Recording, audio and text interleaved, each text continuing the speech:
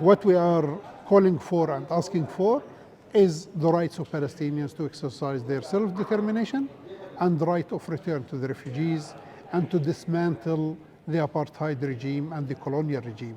After that, one democratic state or two-state solution, we have no problem with that. The Americans, they are complicit. I mean, the American administration, they are complicit with the genocide taking place in Gaza. They are feeding the Israelis. They are supporting the Israelis unconditionally in arms. Their arms is killing our children and our women and also our people in Gaza these days. And they continue in spite of also the ICJ, the International Court of Justice, spoke about a plausible genocide, and they didn't respect even. And the Americans, they can stop what's going on there in 5 minutes, not in 5 days, if they have a will and if they act according to their obligation under the international law. Part of that is the human rights and the international humanitarian law. They can do everything, you know, for a favor of international law and justice, but they didn't do anything until today, unfortunately. They can play a role, but I can't put them all in one basket. They have different position and different actions they were taken.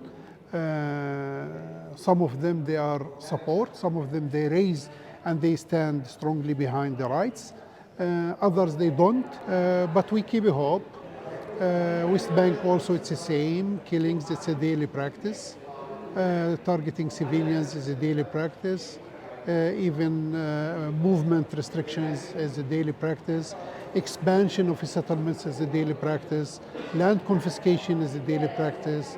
Burning even the corpse and burning the homes and the houses of the Palestinians by the Israeli settlers is also a daily practice. That's the case. And in the same time, the Israeli, they enjoy impunity and no one hold them accountable. We are looking for, you know, the ICC, the International Criminal Court, to act according to its mandate and to go after the Israeli criminals,